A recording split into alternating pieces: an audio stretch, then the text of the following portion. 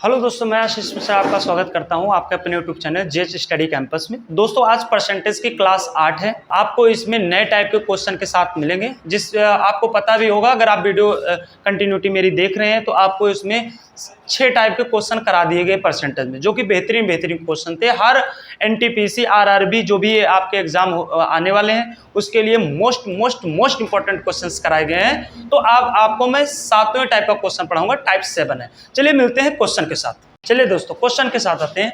कह रहा कि ये आपका 7वें टाइप का क्वेश्चन है। मैंने 6 टाइप के क्वेश्चन पढ़ा दिए परसेंटेज में। कह रहा एक शहर की वर्तमान जनसंख्या 1,20,000 है। मतलब प्रेजेंट टाइम में उस सिटी की जो जनसंख्या है वो 1,20,000 है, और तथा शहर की जनसंख्या में प्रतिवर्ष 20% की वृद्धि होती है। तो 2 वर्ष पश्चात शहर की जनसंख्या कितनी हो जाएगी? वर्तमान जनसंख्या कितनी है? मतलब वर्तमान जनसंख्या बच्चों 1,20,000 है। और इंप्रूवमेंट कितनी होती है पर ईयर? वृद्धि होती है 20% की। 20% की वृद्धि हो जाती है बच्चों। बात समझ में आ रहा है? तो यहाँ पे एक क्वेश्चन है, बल्कि अगर फार्मूला है कि अगर आपको 2 वर्ष का निकालना हो या 3 वर्ष का निकालना हो तो हम कैसे निकालेंगे। अगर तो देखेंगे कि 2 वर्ष बाद शहर की जनसंख्या 2 वर्ष बाद शहर की जनसंख्या, भाई जो वृद्धि होगी, पहले मान लीजिए जनसंख्या, वर्तमान जनसंख्या मान लीजिए 100 है बच्चों। वर्तमान जनसंख्या जो है वो मान लेते हैं हम 100 है। पहले क्वेश्चन को ऐसा समझो, फिर फार्मूले से भी क्वेश्चन को उड़ा दिया जाएगा। वर्तमान जनसंख्या कितनी है? 100, और प्रतिवर्ष 20% की वृद्धि होती है। इसका मतलब वर्तमान जनसंख्या 100 है। जब 1 वर्ष गुजर जाएगा, 1 वर्ष बीत जाएगा, तो ये जनसंख्या 100 है, 20% वृद्धि होती है, तो कितनी हो जाएगी?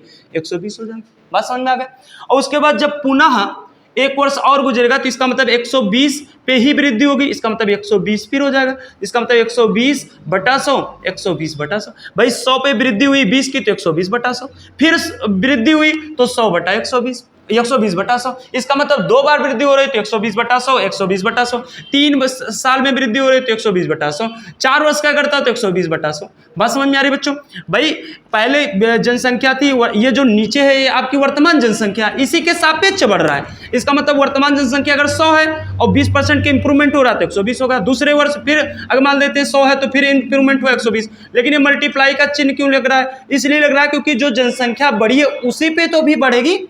यहाँ पे समझ लीजिए आपका एक तरीके से चक्रवृद्धि ब्याज चल रहा है, कंपाउंड इंटरेस्ट की तरीके से बढ़ रहा है। जैसे कंपाउंड इंटरेस्ट में मिश्र धन के ऊपर क्या ब्याज लगता है, उसी प्रकार से आपका यहाँ पे इस प्रकार से क्वेश्चन है। अगर बेटा यहाँ पे अगर कहता है 20% की कमी हो रही है तो इसका मतलब क्या हो जाता है कि पहले अगर जनसंख्या 100 थी तो 20% की कमी हो गई, तो अब जनसंख्या 80 हो गई। 2 वर्ष का कहता तो 80/100 गुणे 80/100। 3 वर्ष का कहता तो फिर एक बार 80/100। यहाँ पे एक तरीके से सीआई का प्रयोग किया जा रहा है। बात समझ में आ रहा है? तो यहीं से फार्मूला बना है। क्या फार्मूला बना है बच्चों? कि 2 वर्ष बाद कहे या 3 वर्ष बाद कहे तो जनसंख्या पूछे तो क्या कर देंगे? 1 प्लस वृद्धि बटे 100, पूरे का बटा नहीं बेटा, ये वृद्धि का बटा 100, और पावर कितनी हो जाएगी? 2। अगर यहाँ कहता है 3 वर्ष बाद शहर की जनसंख्या तो यहाँ पावर 3 हो जाती है। 4 वर्ष का कहता बेटा तो यहाँ पावर 4 हो जाती है, घात 4 लग जाती है। बात समझ में आ गई? तो सॉरी, और इंटू बेटा क्या हो जाएगा? सॉरी, वर्तमान जनसंख्या इंटू वर्तमान जनसंख्या। इतनी बात क्लियर है बच्चों? वर्तमान जनसंख्या तो 1 प्लस वृद्धि कितने को हो रहे बेटा? 20 बटे क्या होगा? 100, और पावर 2, और इंटू वर्तमान जनसंख्या कितनी? वर्तमान जनसंख्या 1,20,000।